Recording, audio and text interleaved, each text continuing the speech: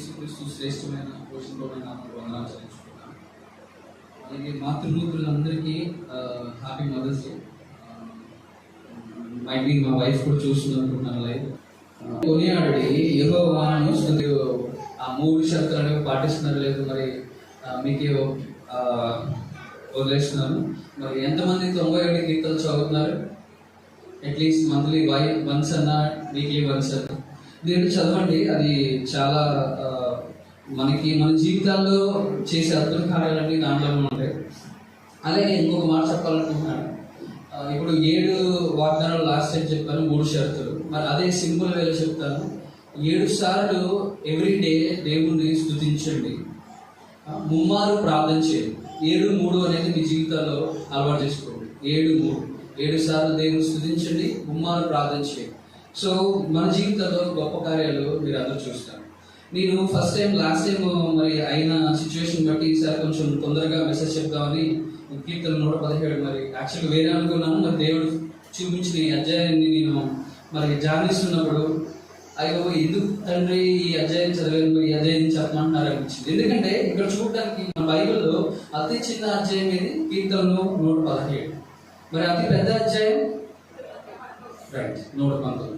కానీ ఈ 117వ అధ్యాయము ద గ్రేటెస్ట్ ఆఫ్ బైబిల్ అని చెప్తారు. ఎందుకంటే బైబిల్లో మధ్యస్థంగా ఉండే అధ్యాయం ఇదండి.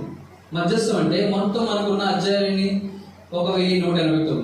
దాంట్లో 594 116 వరకు ఉంటే 117 వదిలేసి 118 నుంచి రిమైనింగ్ 594 అంటే మధ్యస్థంగా ఉన్న అధ్యాయం ఇది. అది కొంతమంది హిస్టరీ బాగా బైబిల్ పండితులు చెప్పారు. మరి బైబిల్లో మధ్యస్థ అధ్యాయం ఇది. అలాగే దేవుడు జెరూసలేంని ఇజ్రాయెల్ని ఎందుకు ఎంచుకున్నాడు? అక్కడికి ఎందుకు వచ్చాడు దేవుడు? ఇండియాకి ఎందుకు రాలా? అమెరికాకి ఎందుకు రాలా? మిగిలిన దేశానికి ఎందుకు రాలేదంటే భూమికి మధ్యస్థంగా ఉన్నది ఇజ్రాయెల్. సో భూమికి మధ్యస్థంగా ఉంది ఇజ్రాయెల్, అందుకే దేవుడు దాన్ని ఎంచుకున్నాడు. అదేవిధంగా బైబిల్లో మనకి 117వ అధ్యాయం చాలా శ్రేష్టమైనది. దీని నుంచి ఈరోజు మనం నేర్చుకునేవి 3 ప్రశ్నలు చెప్తాను. ఎవరు, ఏమిటి, ఎందుకు.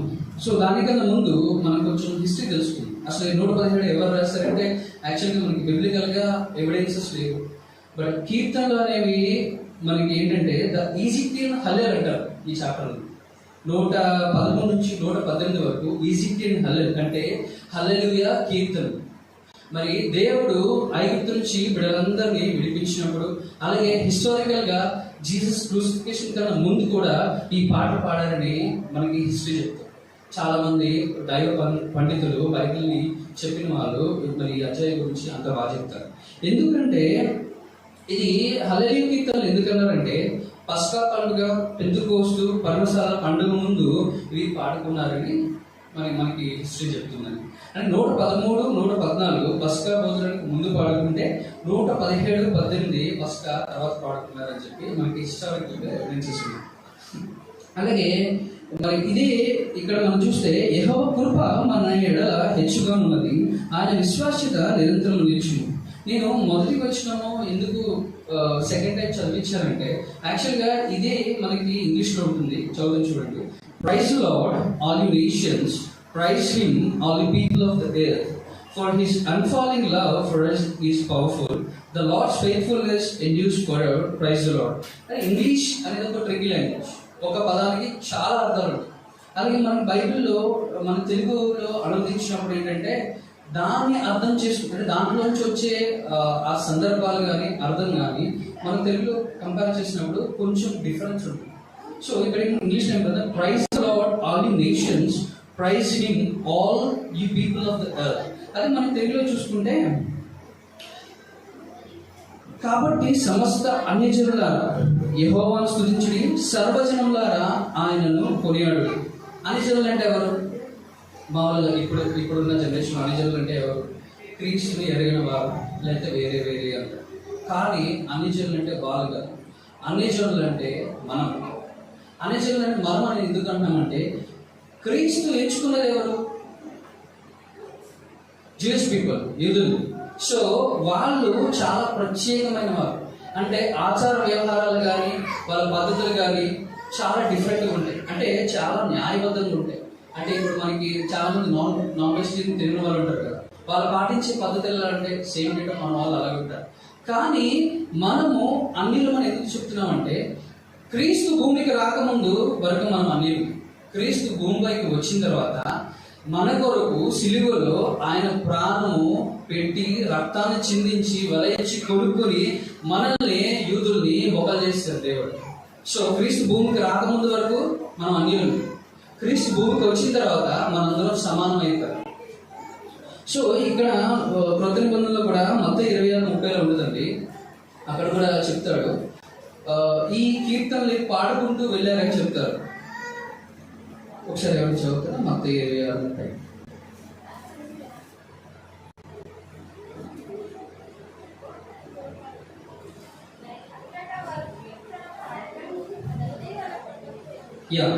అంతటి వారు కీర్తనలు పాడుకుంటూ ఒలీవల కొండకు వెళ్ళారు. సో ఈ కీర్తనలు పాడుకుంటూ వాళ్ళందరూ ఎక్కడికి వెళ్ళారండి? ఒలీవల కొండకి. ఇవి ఎంత హర్షించదగ్గ కీర్తనలు అంటే, దీన్ని అర్థం చేసుకోవాలంటే, ఒక జేమ్స్ మాంటగోమరీ బోయిస్ అనే is American theologian and Bible teacher అనమాట. ఆయన ఈ 2 అధ్యాయాలు ఆయన మార్టిన్ లూథర్ అనే ఆయన గురించి చెప్పారు. ఆయన రాసుకున్న పుస్తకాలు ఏమనంటే, ఈ 117వ అధ్యాయాన్ని మార్టిన్ లూథర్ అనే ఆయన వివరించినప్పుడు 36 పేజీలు రాశారండి ఈ 2 వచనాల గురించి. 36 పేజీలు. దీన్ని 4 కేటగిరీస్ గా వివరించారు. అవి నేను ఎక్స్ప్లెయిన్ చేస్తానండి. First is ప్రొఫెసీ. ప్రవచనం అంటే ఏంటంటే, ఆయన ఏం రాశారంటే, the gentle will participate in gospel blessings. అంటే అన్యులు సువార్త ఆశీర్వాదాల్లో పాల్పంచుకుంటారంట. అన్యులు అంటే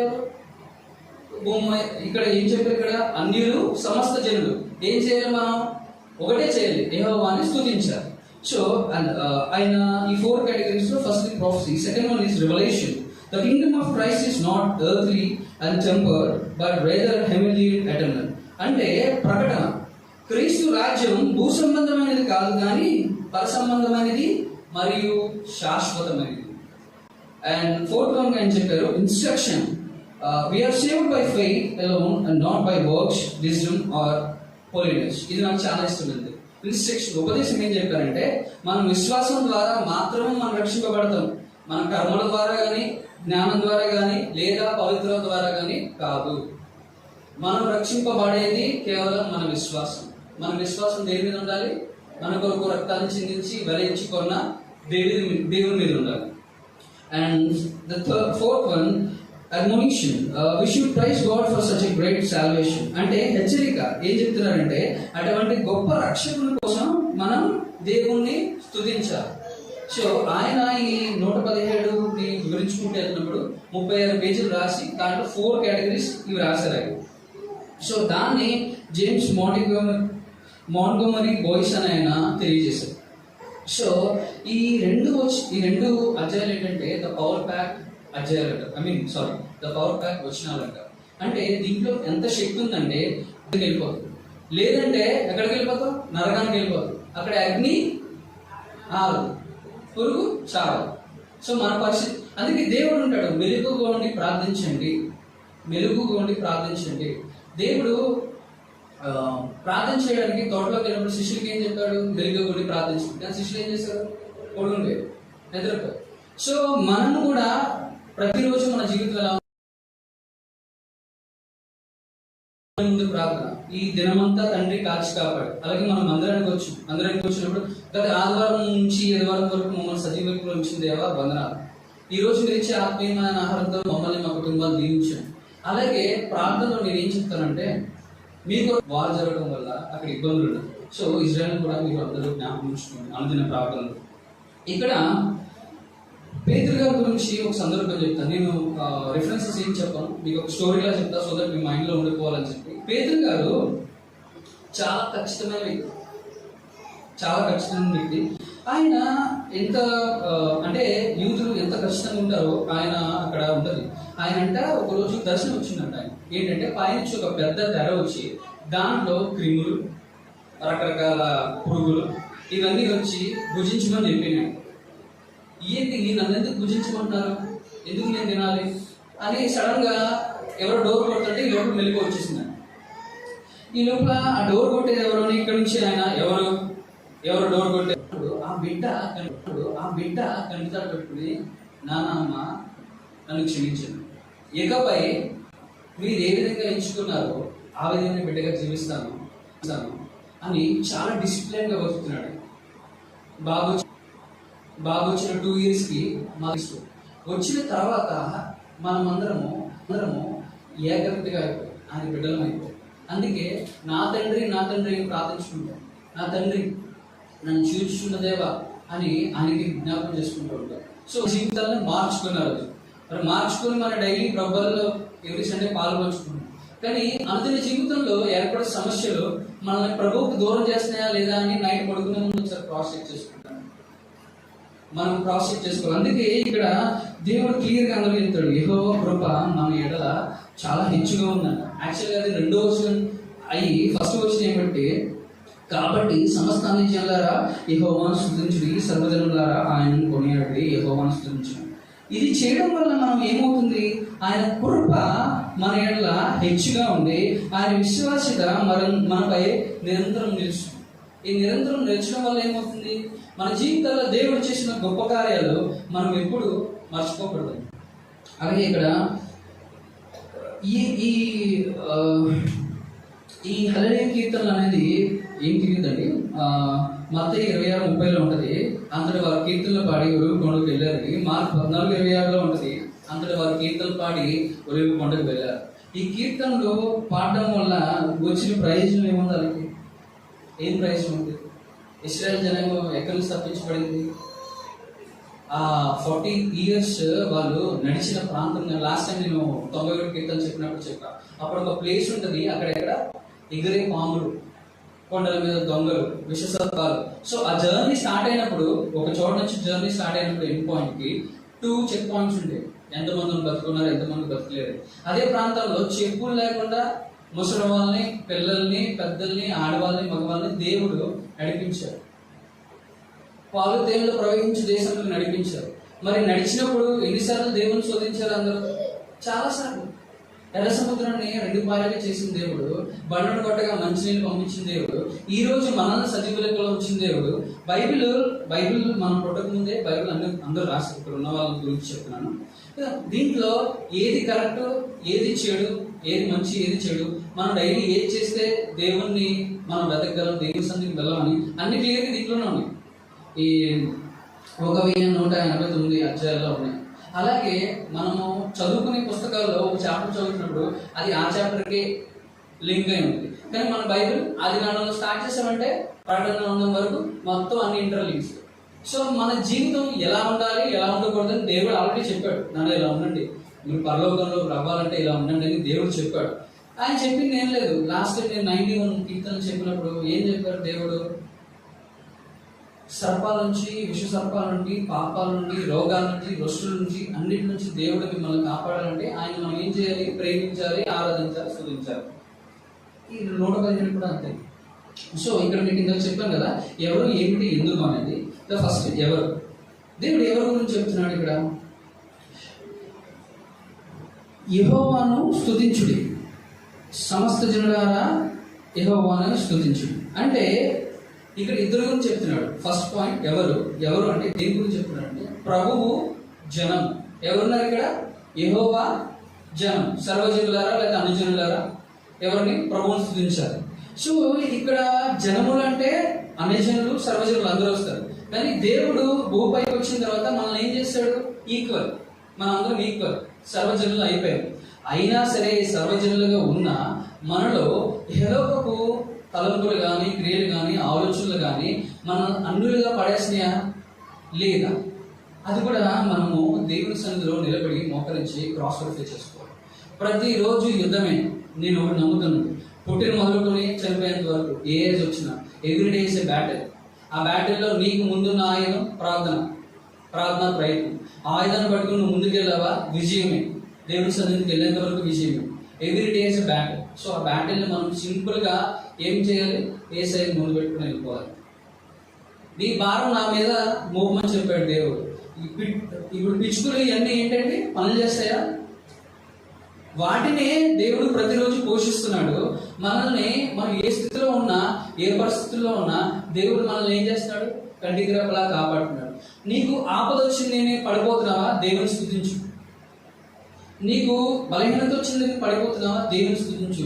ఏదైనా ఆయన స్తుతించు, నీ జీవితము 1000 రెట్లు ఉంటుంది. అదే ఒక చోట నేను చదివానండి, నీకు 99 ప్రాబ్లమ్స్ ఉన్నాయా, 99,000 సొల్యూషన్స్ దేవుడు ఇస్తాడంట. ఏంటంటే 99కి 99,000 సొల్యూషన్స్ ఉన్నాయంట దేవుడు దగ్గర. ఏం చేయలే, he's a protector, is a saviour, is a shield for your life. దేవుడు ఎవరంట, షీల్డ్. సో మనం చేయాల్సింది ఒకటే, దేవుణ్ణి మనం ముందు పెట్టుకుని వెళ్ళాలి, ఆయన్ని మనం స్తుతించాలి. మనకి ఇచ్చిన ఒకటే పని, స్తుతి చేయడం. అది ఇహలోకంలో ఉన్నా మనం ఈ లోకాన్ని విడిచి పరలోకం వెళ్ళినా స్తుతించాలి. మహిమ వస్త్రం ఎప్పుడు ధరించుకుంటాం మనం, దేవుని వాక్యాన్ని కలిగి ఉండి, ప్రార్థన కలిగి ఉండి, మెలకువతో జీవిస్తే మహిమ వస్త్రం కలిగి ఉండి. సో ఫస్ట్ పాయింట్ లో ఎవరు, ప్రభువు జనం గురించి చెప్పాడు. సో జనాలంటే మీకు చెప్పాను, అనుజనులు ఎలా ఉంటారు, సర్వజనులు, డిఫరెన్సెస్ మీకు అర్థమైంది. ఇప్పుడు ప్రభు ఎవరు? ఆదికాండం మొదటి అధ్యాయం తీసామంటే అక్కడ ఏముంటుంది, దేవుడు ఈ భూమిని సృష్టించాడు. 6 రోజుల్లో ఎలా చేశాడు, జీవం ఎలా ఇచ్చాడు, ఎవ్రీథింగ్. సో ఆదికాండం నుంచి ప్రకటన గ్రంథం వరకు చూసుకుంటే ప్రభు ఎవరనేది, యేసుక్రీస్తు అందరికీ ప్రభు. కొందరికి ఉంటుందా అంటే అందరికా, సమస్త జనులకు ఆయన ప్రభువే ఉన్నాడు. మరి ఈ లోకంలో మనం బయట ప్రపంచం చూస్తున్నప్పుడు ఎలా ఉంది, ఒకరికొకరు శత్రువులు, ఒకరు ఎదిగితే తట్టుకోలేము. అంటే బయట గురించి చెప్తున్నాను, ఇక్కడ ఎవరిని ఉద్దేశించుకుంటాను, బయట ఎగ్జాంపుల్స్ చెప్తున్నాను. అలా నేను కూడా నా జీవితంలో చాలా చూసాను, చాలాసార్లు కించపరిచారు. సరే, మీరు ఎంతైనా కించపరచండి, మీకు పెద్ద పెద్ద వాళ్ళు తెలిసిన, ఇంట్లో కూడా పెద్దవాళ్ళు తెలిసిన వాళ్ళు ఉండొచ్చు, నేను పెద్ద పట్టించుకోను. నా దిక్కు ఒకటి ఉంది, ఆ దిక్కుకు మొరపెట్టానంటే ఈ పర్వతము తొలగిపోమన్నప్పుడు తొలగిపోదు. దేవుడు చెప్పాడు, పర్వతం అంటే ఎక్కడన్నా వెళ్ళి మనం తొలగిపోమంటే తొలగదు. లేదు, నీ జీవితంలో వచ్చిన అడ్డులు, ఆటంకాలు, అది ఏదైనా ఫైనాన్షియల్ ప్రాబ్లం ఉన్నా, లేకపోతే హెల్త్ ఇష్యూ ఉన్నా, లేకపోతే స్పిరిచువల్ ఇష్యూ ఉన్నా, నేనేం చెప్తానంటే, అందుకే నా ప్రాంతంలో లాస్ట్ ఒక పాయింట్ పెడతాను, ఆత్మీయంగా, ఆర్థికంగా, ఆరోగ్యపరంగా తండ్రి దీవించండి నాయన, అందరి గురించి చేస్తా. సో ఆత్మీయంగా మిగిలిన 2 ఉండి ఇది పడిపోయింది అనుకోండి, దేనికి పనికిరాదు. సో ఫస్ట్ థింగ్ ఆత్మీయం, నెక్స్ట్ ఆరోగ్యం, ఆర్థికం. సో ఆత్మీయంగా మనం ఉంటే 2 రిమైండ్ దేవుడు ఇచ్చేస్తాడు. ప్రతి ఒక్కరు యూనిక్ అండి, ఎవరికి ఉండాల్సిన క్వాలిటీస్ వాళ్ళకు ఉంటాయి. మనం ఎప్పుడూ ఒకరిని కంపేర్ చేయకూడదు, అలాగే నేను ఎవరు చేయలేదు. కాకపోతే ఏంటంటే దేవుడు శ్రేష్టమైన వాడు కదా, ఆయన వెతకాలంటే మనం చేయాల్సింది ఫస్ట్ మనం బాగుండాలి, మన ఆత్మీయ స్థితి బాగుండాలి. మన ఆత్మీయ స్థితి ఎప్పుడు బాగుంటుంది, దేవుణ్ణి స్తుతించాలి. అందుకే అన్నాము 7 సార్లు స్తుతించి ఒకటే రోజున. లాస్ట్ టైం రాము బ్రదర్ చెప్పారు, బైబిల్ చదువుతున్నారు, ఆయన ఒక ఆటో అని చూసి ఏమన్నారు, బైబిల్ కొనియమన్నారు. చాలా సంతోషం చేసింది. నేను ఇప్పుడు మీకు మన ఆత్మీయ తండ్రి అడగడం వల్ల నేను ప్రిపేర్ అయ్యి చెప్తున్నా. కార్పొరేట్ ఎవరికి చెప్పను, నేను చెప్పను. కాకపోతే నేను చేసేది ఏంటంటే, ప్రతిరోజు దేవుని వాగ్దానం నా మొబైల్ స్క్రీన్లో పెట్టుకున్నట్టే నా కంప్యూటర్లో పెట్టుకుంటా. నా ఇన్బాక్స్, మెయిల్ బాక్స్, యాక్చువల్గా అవుట్లుక్ అనేది చాలా కాన్ఫిడెన్షియల్ మా కార్పొరేట్లో. సో దాంట్లో కూడా వేసే బొమ్మ మీరు పెట్టే ముందు ప్రార్థన చేస్తా. చుట్టుపక్కల 100 మంది చూస్తారు, పట్టించుకోరు. మీరు పెట్టే ముందు ప్రార్థన చేస్తా, లేకపోతే కాల్ జరిగే ముందు, కాల్లో జాయిన్ అవ్వడానికి 2 మినిట్స్ ముందు ప్రార్థన చేసి జాయిన్ అవుతా. సో నేను ఎవరికి చెప్పను, కానీ నన్ను చూసి చాలా మంది అడిగారు, ప్రార్థన చేస్తావు కదా. సో నేను అక్కడ దేవుడి గురించి చెప్పాల, అయినా సరే చూసి తెలుసుకున్నారు. ఎందుకంటే కార్పొరేట్ అనేది ఒక డిఫరెంట్ వర్డ్ అండి. మళ్ళీ టాపిక్ వేరే డైవర్ట్ అయిపోతుంది, దీంట్లోకి వచ్చేద్దాం, మళ్ళీ నెక్స్ట్ ఏం చెప్తాను. సో సెకండ్ వన్ ఏమిటి, ఏముంది అసలు, ఏంటి సంగతి, 2 వచనాలు. ఏం చేయాలి మనం, ఏం చేయాలి మనం, 2 వచనాలు ఏం చెప్పారండి, మనం డైలీ చేయాల్సింది ఏంటి, యెహోవాని స్తుతించాలి. సో ఫస్ట్ వన్ ఎవరిలో ఇక్కడ ప్రభువు జనం గురించి నేర్చుకుంటే, సెకండ్ వన్ ఏంటి అంటే, ఏంటి సంగతి అంటే మనం చేయాల్సింది యెహోవాని స్తుతించాలి. సండే ఒక రోజైనా, ఎవ్రీడేనా, లేకపోతే నీకు గుర్తొచ్చినప్పుడా, శ్రమలు వచ్చినప్పుడా, ప్రతి క్షణము దేవుని ప్రతి క్షణం స్తుతించాలి. నేను బండి మీద వెళ్తాను, మంత్రాలు చదువుకుంటూ వెళ్తాను, తెలుసా. అంటే అందరూ అలా అనుకుంటారు, ప్రార్థించుకుంటూ వెళ్తారు. యాక్చువల్లీ ఇలా మాట్లాడేసుకుంటూ వెళ్ళిపోతారు, నడుచుకుంటూ వెళ్ళిపోతానా, బాడీ ప్రెషర్, మైండ్ ఆప్షన్ ఉంటుంది, కానీ అలా మాట్లాడుకుంటారు. మా బాబు యాక్చువల్లీ ఫ్రెండ్ కూర్చుంటాడు, యుద్ధం యెహోవాదే పాట పాడామంటే ఇక ఎక్కడున్నా సరే ఊగిపోతాడు. మా ఊళ్ళో 2 వేరియేషన్స్ ఉంటాయండి. ఎందుకు చెప్తున్నానంటే, పొద్దు నుంచి ఈవినింగ్ వరకు ప్రభువు పెట్ట, సాయంత్రం ఈవినింగ్ 4-5 దాటిన తర్వాత బొమ్మలు పెట్ట, బొమ్మలు పాటలు చూడాలంటాడు 4 దాటగా. కానీ వాడు డైవర్ట్ చేయడానికి దేవుడి పాట ఒకటి పెట్టామంటే కంప్లీట్గా చిన్నపిల్లాడు 15 months 16 months బాబు. ఎందుకంటే ఈ వయసు నుంచే వాడికి దేవుడు ఎవరు పొద్దున్న బెడ్ నుంచి లేగానే ఏసైకి వందనాలు చెప్పు, ఇలా లేదు చెప్పు వందనాలు. ఎందుకంటే దేవుణ్ణి మనము ఇప్పుడు నేను ఈ స్థితిలో ఉన్నా, నాకు ఏసై గురించి తెలుసు, నన్ను రక్షించింది తెలుసు, ఎలా తండ్రి నాకు లేకపోయినా పరమ తండ్రి నన్ను చూస్ చేసుకుని రక్షించడం తెలుసు, కానీ పడిపోతూ ఉంటాం. ఎందుకంటే అపవాది మనం దేవుడిని ఎంత ఎదుగుతామో అంత లాగేస్తూ ఉంటాడు. ఎక్కడో చోట ఏదో ఒక శోధన ఏదో విధంగా పడేస్తూనే ఉంటాడు. మరి అపవాదిని మనం జయించాలంటే మెలకువగా ఉండి ప్రార్థించాలి. మెలకువ ఉండమంటే రాత్రి పడుకుని మెలకువగా ఉండడం కాదు, ఈ స్థితిలో కూడా మనం మెలకువగా ఉండాలి. సో మనం ఏం చేయాలి? సెకండ్ పాయింట్, దేవుణ్ణి స్తుతించాలి ప్రతి క్షణము. కొలస్సీయులకు రాసిన పత్రిక 3:26 ఉంటుందండి. దేవుణ్ణి స్తుతించాలి, స్తుతించాలి, స్తుతించాలి. ఈ సెకండ్ ఏంటి అనేదానికి అదొక రిఫరెన్స్ కింద రాసుకోవచ్చు. అండ్ థర్డ్, ఎందుకు స్తుతించాలి దేవుణ్ణి? ఆయన కృప మన ఎడల హెచ్చుగా ఉన్నది, ఆయన విశ్వాస్యత నిరంతరం నిలుచుంది. ఎందుకండి మనం ఎందుకు స్తుతించాలి దేవుణ్ణి? ఆయన కృప మన ఎడల హెచ్చుగా ఉన్నది. హెచ్చుగా ఎప్పుడు ఉంటుంది? దేవుణ్ణి మనం స్తుతించి ఆరాధించి కొనియాడితే ఆయన కృప నిరంతరము మనపై నిలుస్తుంది. సో ఇక్కడ ఈ 2 వచనాలు చూడడానికి 117 అంటే 2 వచనాలు. ఒకటేమో ఆయన కృప మన మీద ఉంటుంది, ఆయన వాత్సల్యత మన మీద ఉంటుంది, కాబట్టి మనం ఏం చేయాలి? దేవుని స్తుతించాలి. Only 3 points. ఈ 3 points ని యాక్చువల్గా ఈ 117 2 వచనాలే, కానీ దీని గురించి చెప్పాను కదా, మార్టిన్ లూథరన్ అయినా 36 పేజీలు రాశారండి దేవుని గురించి చెప్దాం అనుకుంటున్నాను. ఆ 36 పేజీలు మీరు గూగుల్లో కూడా కొట్టచ్చు. ఆయన గురించి 36 పేజీలు 4 కేటగిరీస్గా చేసుకుని ఆయన ఏ విధంగా మనకి, ఒకటేమో ప్రవచనం, రెండోదేమో ప్రకటన, మూడోదేమో ఉపదేశం, నాలుగోదేమో హెచ్చరిక. ఈ 4 ఏ విధంగా చెప్పారో ప్రాఫెసీ, రెవల్యూషన్, ఇన్స్ట్రక్షన్, అడ్మోనిషన్. సో ఈ 4 ఈ 117 మనకు కనిపిస్తుంది. సో మనం 4 ఒకటి విజ్ఞాపనం. ఆత్మీయ తండ్రి మన ఆత్మను రక్షించడానికి ఆయన వాక్యం చెప్తారు, మన ఆరాధన నడిపిస్తారు. అలాగే సెల్ఫ్గా కూడా మన జీవితాల్లో మన దేవుడు ఎలా ఉన్నాడని మనకు తెలుసు. ఎందుకంటే రుచి చూచి తెలుసుకోమంటాడు దేవుడు. రుచి చూడడం అంటే ఏంటి? టేస్ట్ చేయడమా? లేదు.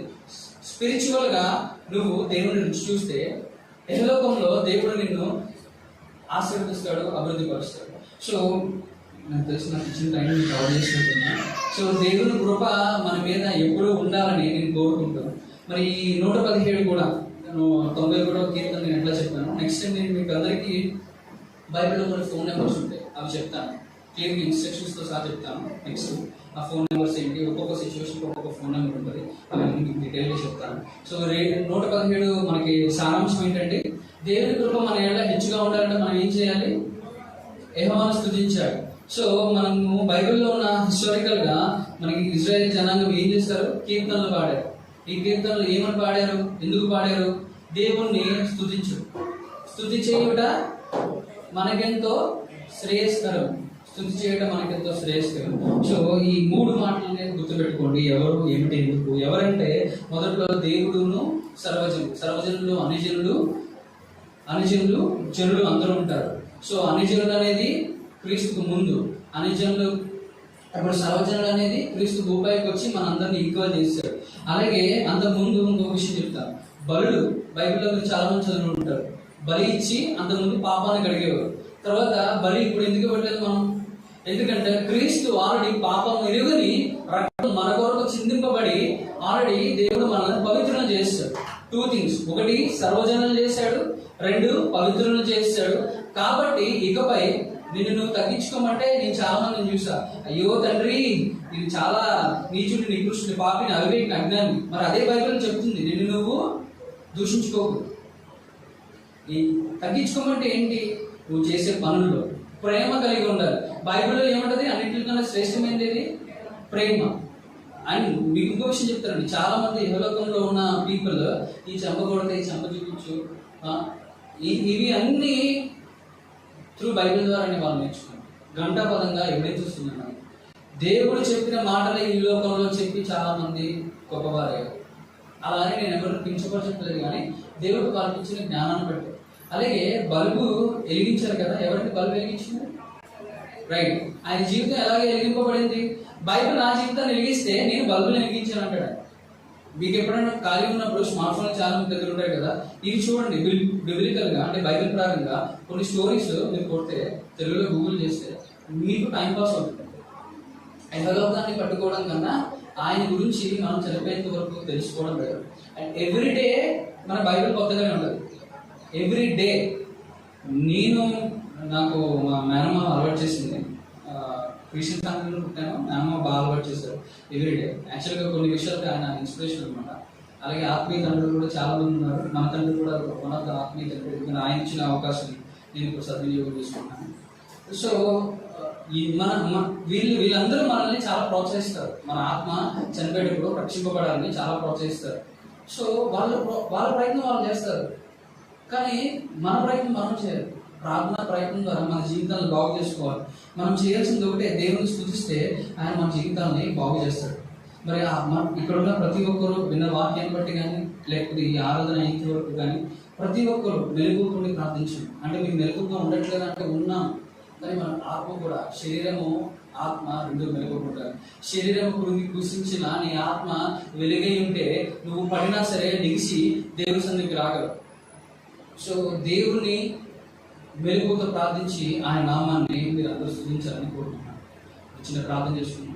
పరిశుద్ధ ప్రేమమైన కృపగల తండ్రి, విన్న వాక్యం ప్రభా 2 వచనాలు, కానీ మీరు చెప్తున్నట్టుంది మీ కృప మా ఎట్లా హెచ్చుగా ఉంది, మీ రక్షణ మాపై ఉంది. మరి దానికి మేము ఏం చేయాలి? 2 పొందుకోవడానికి మరి మెలుగుగా ప్రార్థించాలి, యెహోవాను స్తుతించాలి. తండ్రి మా కొరకు ఈ భూమిపైకి వచ్చి మా పాపాలన్నీ శిలువలో భరించి మాకు విమోచన రక్షణ దయచేసింది తండ్రి. ఇకపై కూడా మా బ్రతుకుల్లో ఆయాసం ఉంటే ఆ ఆయాసాన్ని మేము మరి మార్చుకొని మా జీవితాలను బాగు చేసుకుని గొప్ప ధన్యతను దయచేయండి ప్రభా. తండ్రి మరి వాక్య పరిచర్య అందరూ దీవించండి, మా సంఘాన్ని దీవించండి, ఆత్మీయ తండ్రిని దీవించండి.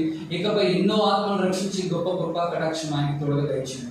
మా జీవితాలను బాగు చేసి విన్న వాక్యంలో ప్రభా మేమేం చేయాలి? ప్రభువుని స్తుతించాలి. ప్రభు ఎవరు? గొప్ప దేవుడు, మరి పరమందున్న దేవ, మనం చూచున్న తండ్రి. మాలో ఇక్కడ ఉన్న ఎవరిలో ఏ లోపాలు ఉన్నాయో మాకు తెలియదు, కానీ మా జీవితాలు ఎరిగిన దేవా, మా యొక్క తల మొదలు అడకాల వరకు ముట్టండి ప్రభా. ఆత్మీయంగా మీరు మమ్మల్ని అభివృద్ధి పరచండి. తద్వారా మరి ఆర్థికంగా ఆరోగ్యపరంగా కూడా మమ్మల్ని అభివృద్ధి పరచండి. ఎప్పుడు మేము మర్చిపోయే బిడ్డలుగా ఉండనివ్వదు ప్రభా.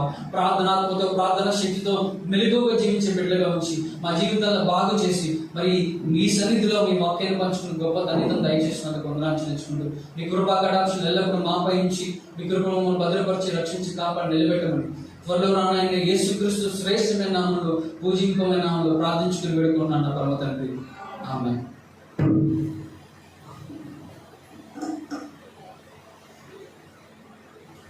థ్యాంక్ యూ సో మచ్ వాక్యాన్ని అందించినందుకు తెలుసుకున్నాను. ఈ సమయంలో క్లుప్తమైన ఆరాధన చేద్దామని వ్యక్తిగతంగా బ్రదర్స్ అండ్ సిస్టర్స్ చిన్న ఆరాధన చేద్దాం. సమయము మనము ఈరోజు వీలైతే మరి యూత్ మీటింగ్ అనుకున్నాం కాబట్టి యూత్లో మీరు అందరూ కూడా ఉండాలి. దయచేసి క్లుప్తమైన ఆరాధన చేయాల్సి మనం చేస్తున్నాం.